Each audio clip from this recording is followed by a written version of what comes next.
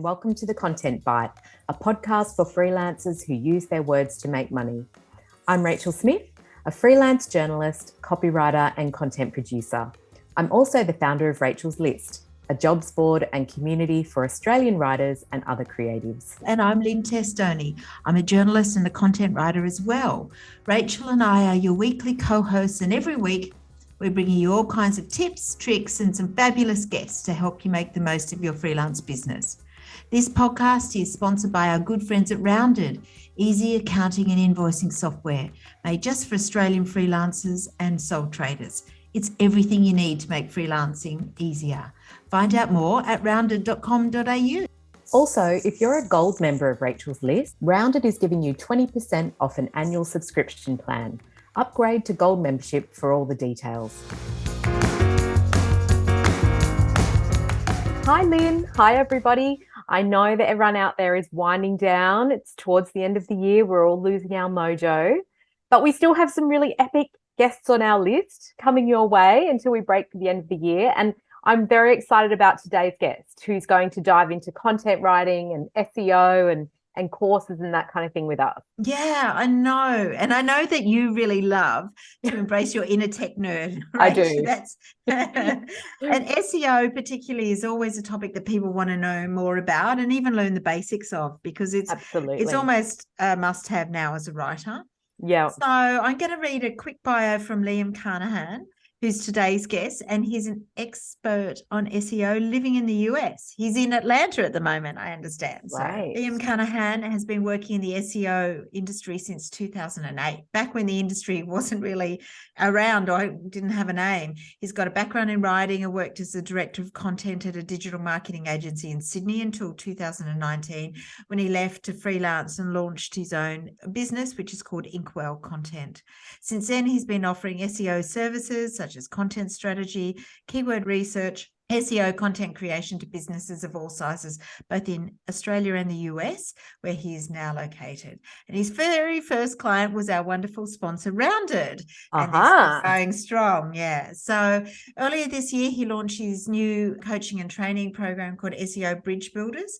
And it's a program for freelancers who want to turn their SEO knowledge into some high-ticket services. So it's got group training, one-on-one mentorship, and lots of assets that make life easier for SEO freelancers. So welcome, Liam. Welcome. Hi, thank you so much for having me. I'm so excited to be here. We are very excited to talk to you, particularly me, because as Lynn mentioned, I do have an inner tech nerd and I absolutely love SEO. Yay. Just start by telling us a little bit about yourself. And I know you've been writing for years, but how has your career journey sort of steered you into SEO waters, so to speak? Sure. Yeah, it's kind of been a series of fortunate mistakes, but I got my degree. So I've always been a bookworm. I've always loved writing ever since I was a little kid. And I went to university for writing. I got a degree in writing and literature. And when I graduated, I had a mission. I said, I just want a job that will pay me to write. I don't care what it is. Yeah. You know, I'm not expecting to get hired at the New York Times tomorrow, but like, I just want to get paid to write. And I found this company called Brafton. And at the time they were in Boston. And I was the 5th employee, I think. And they taught me about content creation, content marketing, and SEO, which, as you said, back then it was really baby industry. Like I'd never heard of SEO. You know, Google was only a few years old, really, when it was at that age. But I stuck with that company, and then they are now huge. They're one of the largest content marketing companies in the world. So I was quite lucky to get in on the ground floor. And they actually sent me to Sydney to help open up their office over there, which is called Castleford. And from there, I got another job at a different agency, and I kind of worked my way up the ladder. I became the content director at this other agency in Sydney.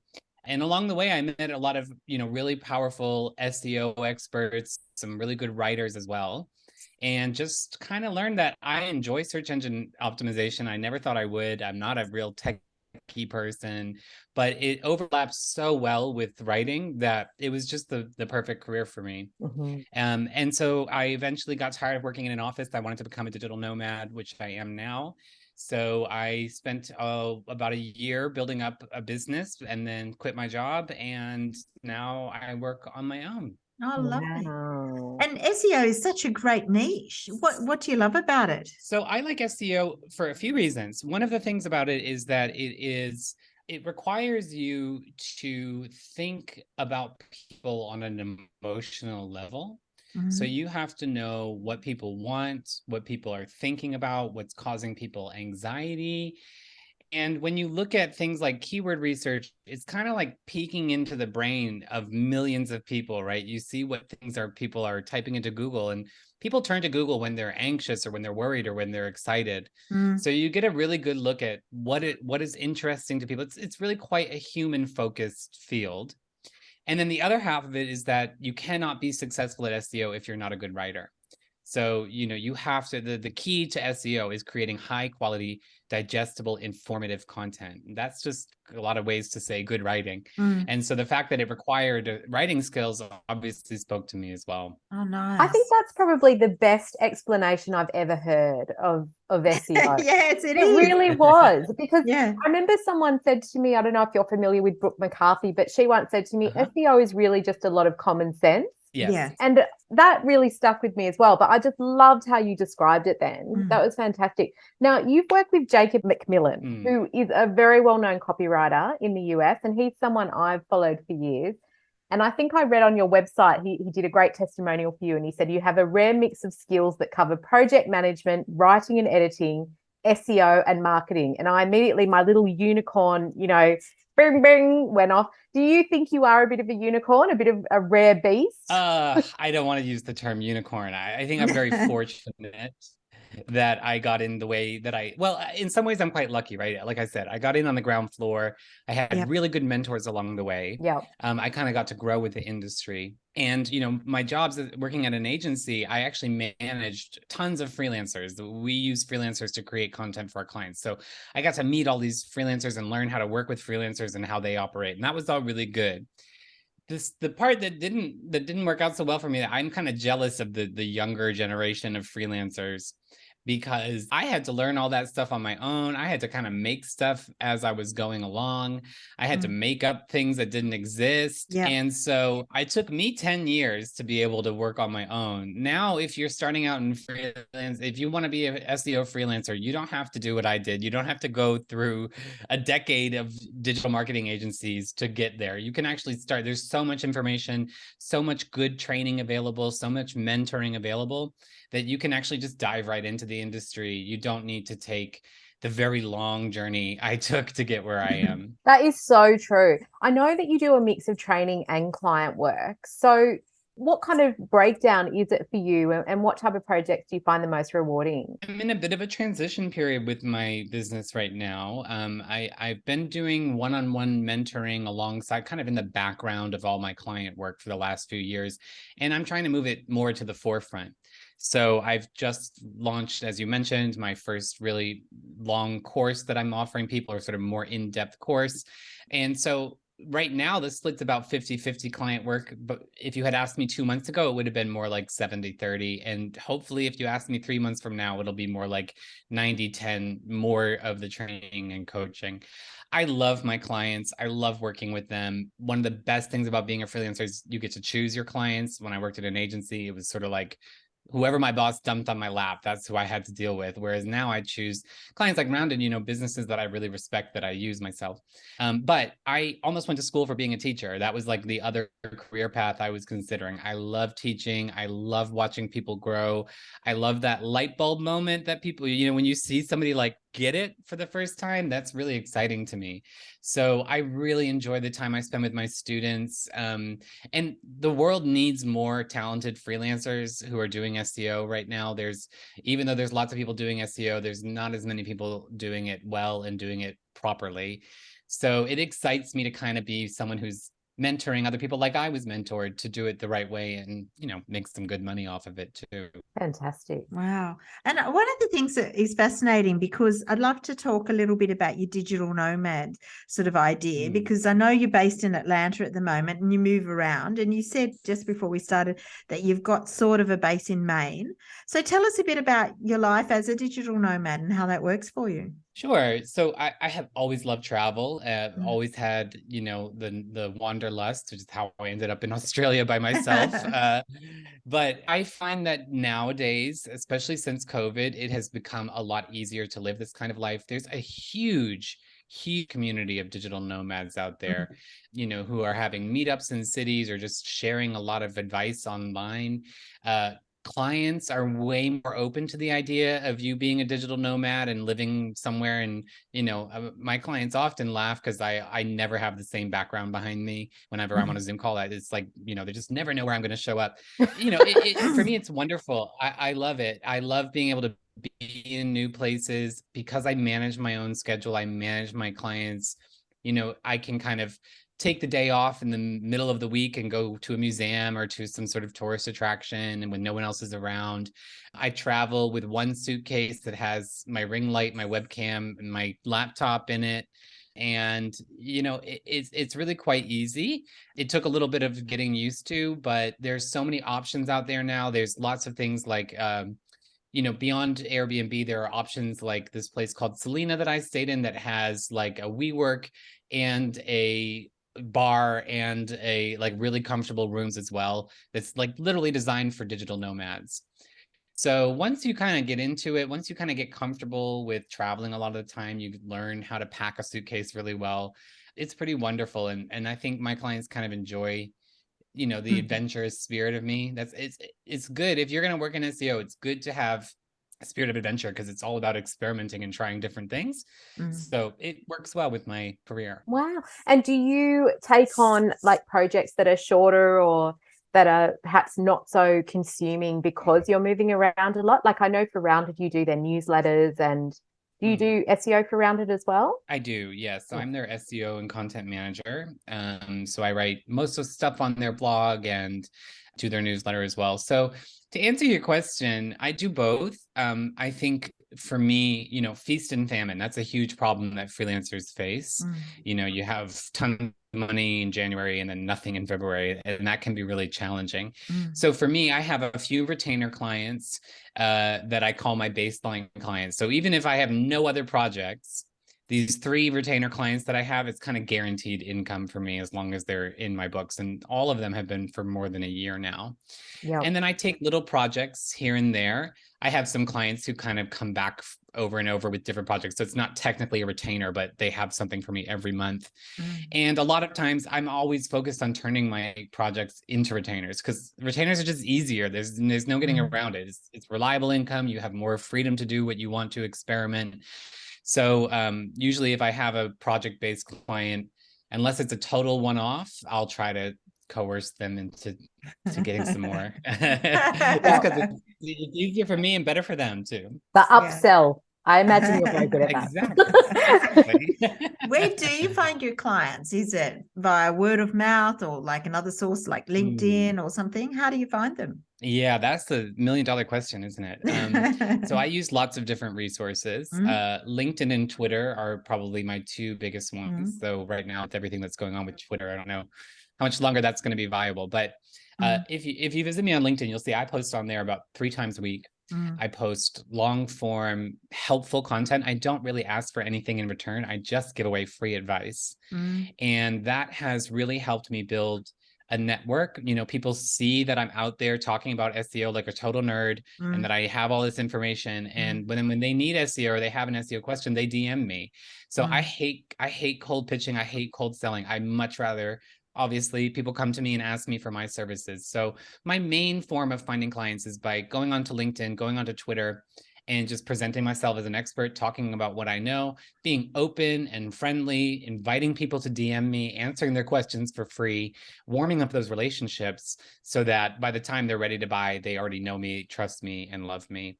And then that leads to a lot of word of mouth too, right? The bigger your network is, I have people, I always say this, if you're gonna build your network on LinkedIn, get people who are in adjacent businesses to you. So for example, my LinkedIn, I have a lot of web developers and graphic designers and coders because I don't do any of those things. I'm terrible at those things, but they're dealing with the same clients. They're dealing with people who need digital marketing help. So when one of my web developer friends says, oh, my client needs SEO, they come to me, and I do the same to them when I have a client who needs a web developer. So building those kinds of relationships, and it's just about reaching out to people and just being friendly and pushing yourself. You brought up Jacob McMillan earlier. Literally the only reason that he and I are friends now is because one night I was laying awake in the middle of the night in Australia, and that's the middle of the day for him. And I saw a tweet and I just commented on it. He DM'd me, I DM'd him back. And the next thing I know, I was friends with one of the top, copywriters in the world. Really, he's just amazing. So you never know who it is, but if you're not out there talking about who you are and what you do, then you're not going to get any referrals. You're not going to get any recommendations. So you got to be willing to, it's hard, but you got to be willing to talk about yourself confidently. Yeah, that's fantastic. Well, I know that you have a mixture of clients in the US and in Australia and probably in other countries as well. How do you manage that mix and the challenges of working across different time zones and different countries? Well, living in Australia gave me some practice for sure, because I had a lot of international clients back then too. I think part of it is setting really clear expectations with people. So my clients know where I am, even if it's somewhere different every week. They know what time zones I'm awake. They know what hours I'm available. And, I don't mind bending my schedule a little bit because I'm a freelancer. I have a little bit more free time in my schedule than I would if I was working in an office. So, if I have a 9 o'clock call with one of my clients, 9 at night, and I got to be on the phone with my client in Australia, then I'll just go out during the day and have fun and explore and go out to eat. And then I'll work from 6 p.m. to 10 p.m. instead of 8 a.m. to noon or whatever it would be. So part of it is just setting expectations and to be flexible. And the third thing is be proactive. I have a really hard policy that my clients never have to chase me. So if I'm running behind on a deadline, they know well in advance that I'm running behind. I'm always communicating. Even if they haven't reached out to me, I'm sending them an email with updates or, Slack channels or whatever it may be, just so that they don't have to chase me down. I don't have to be, they know that the work is getting done, and therefore they can relax and just allow it to roll in. Yep. Amazing. So tell us a little bit about pricing. That's always a big issue for all our listeners. So you talked a little bit about retainers and a bit about project basis. How do you work out what should be a retainer? How do you work out your costs and quotes and things? How's the process go? Yeah, it's tricky with SEO because every business needs something a little bit different. And, doing a technical SEO audit for a small website that has 5 pages is way different than doing a technical audit for someone who has 10,000 pages, right? So I can't just charge one price for technical audits. So for me, the thing I would recommend freelancers do, and this sounds kind of weird, but you need to time yourself, especially when you're starting out. So I use Toggle, and Rounded has a timer built into it as well. But basically, I time everything that I do to figure out how long it's going to take me to do it. And then from there, it's a simple math equation of, how much money do you want to earn? How long does it take you to do a certain task? Multiply the two together, and you've got an hourly rate. And an ad tax. So, that's kind of a big way that I go about it. I also, for a lot of my clients, they're looking for many, many different things. They want a content strategy and keyword research, and they want some articles written as well. I like to offer sort of a menu, an a la carte menu, because I find big numbers really scare clients, right? If I come to you and I say, I'm going to do a content strategy for you, it's going to be $20,000. People are going to freak out and say no. But if I come to you and I say, I'm going to do a content strategy for you, and the keyword research is going to be $5,000, and the audience analysis is going to be $3,000, and the blog articles are going to be $1,000 a pop, that's much easier for people to digest, and it gives them some control over their price. They can kind of decide what's within their budget, pick and choose what's needed.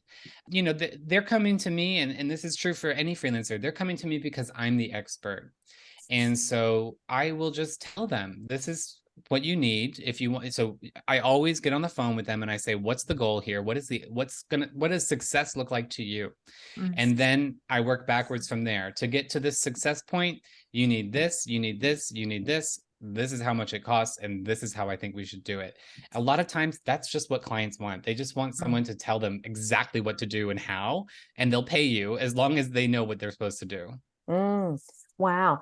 I'd love to chat just a little bit about the training, because I know that you do one-on-one training for writers who want to, this is separate to your big course, but you train writers one-on-one about SEO and content marketing. And is that sort of a one-off thing, like a one-off consulting type thing, or is that an ongoing basis that you do? It really depends. So I have some businesses. So I have an Australian business, for example. They hire me to do monthly trainings with them, sort of online, just come in and teach them some stuff about SEO.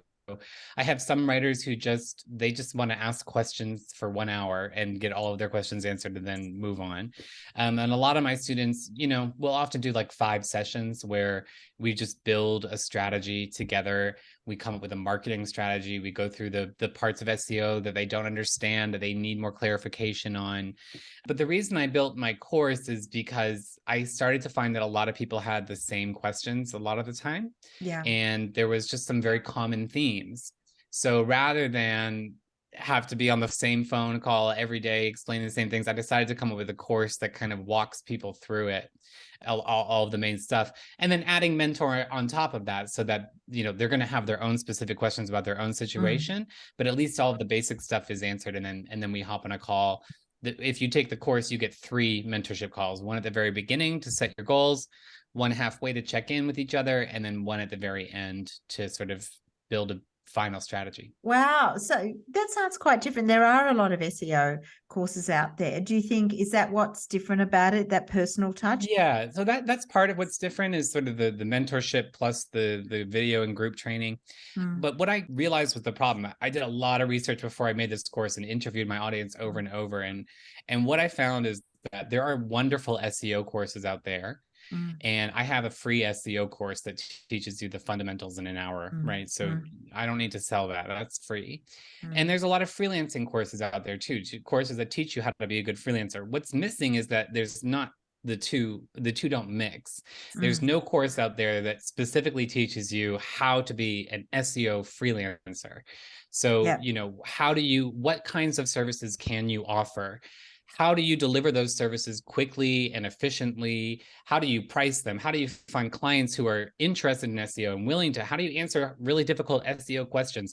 These are the kinds of things that are not covered in an SEO training course, and they're not covered in a freelancing course. In my course, you get the answers to both. You get all of the SEO stuff. We go through all of the, how to deliver, how to package these SEO courses.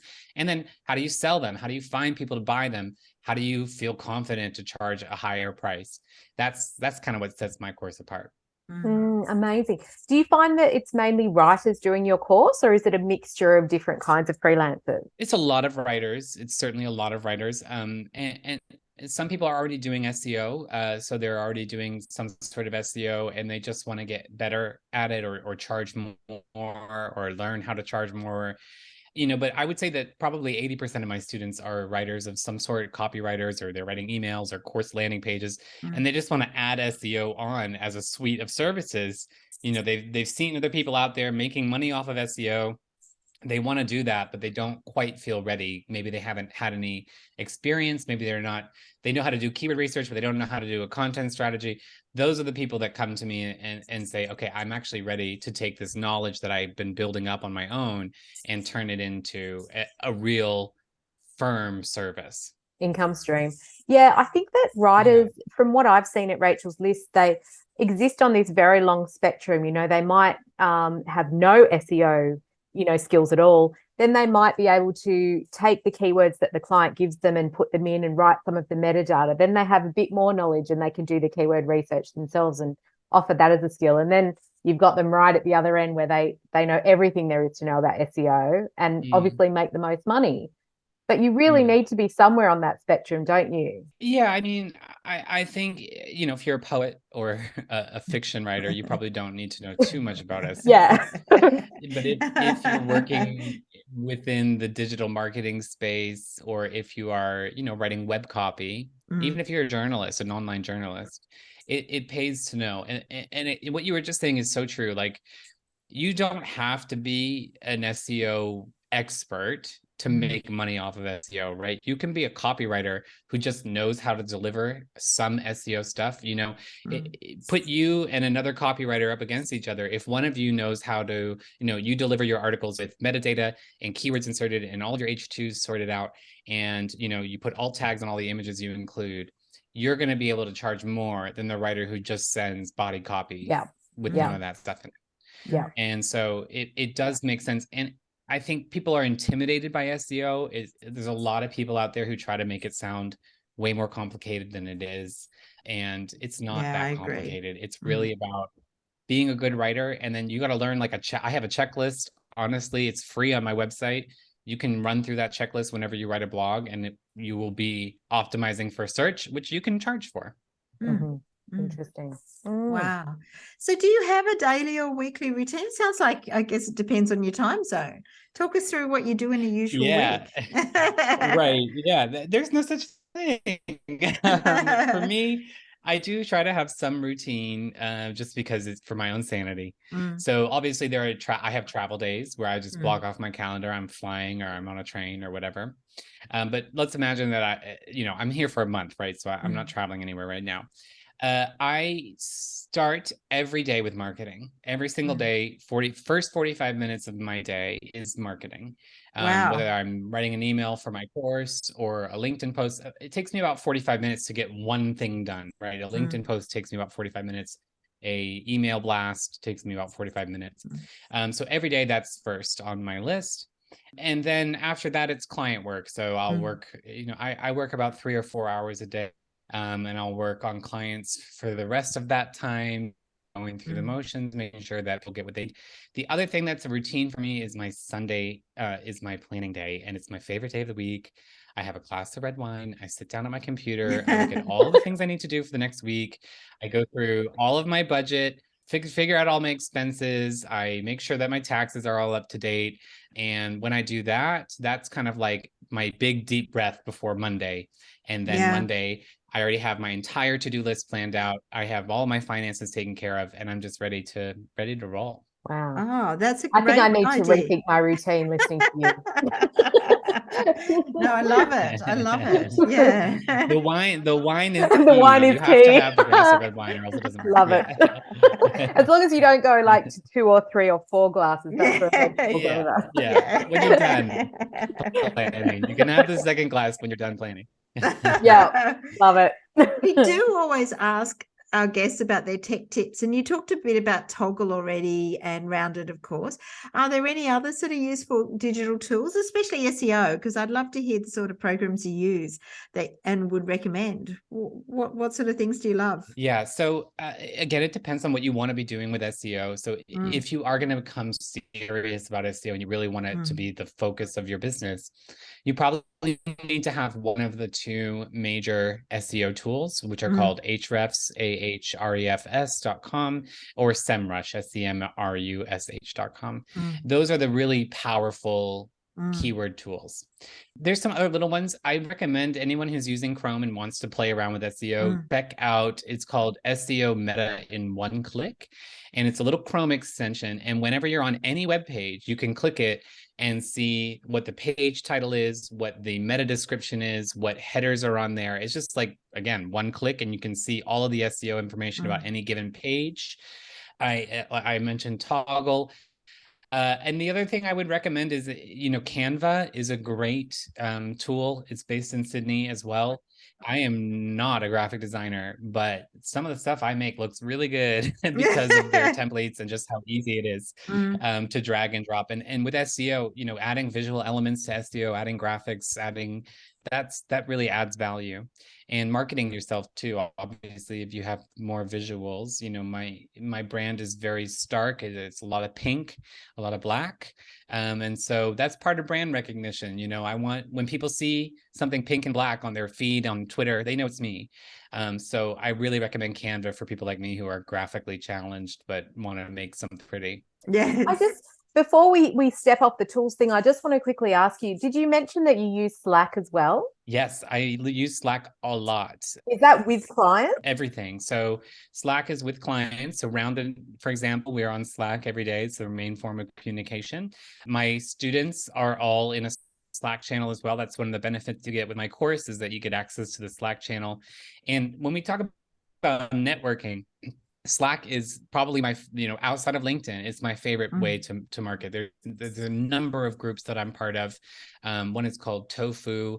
Another one is the Jacob McMillan's group, the mastermind course. I have made so many friends. I have gotten new clients. I have built new connections through these Slack channels. And, I just love that as a tool. I highly recommend it, especially if you're going to be a digital nomad and a freelancer. It gets lonely out there.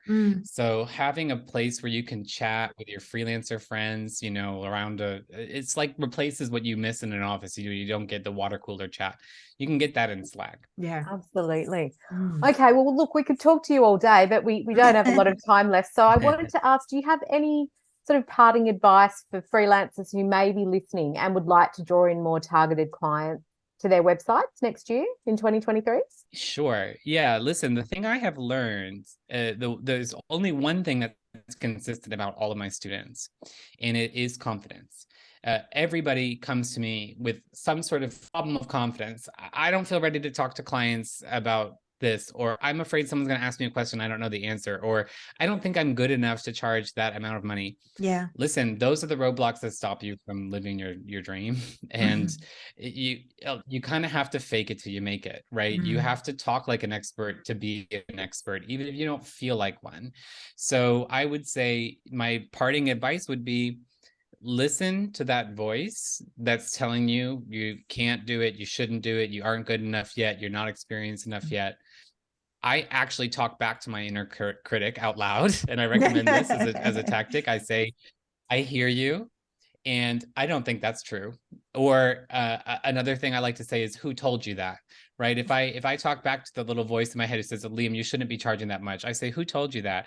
And usually if the voice has nothing to say back, then it means that I made it up myself and it's not worth paying attention to. So, challenge your inner critic and, find a mentor, find a coach or someone who can really be your cheerleader as well. That's what a good mentor is. They don't just teach you, but they're in your corner.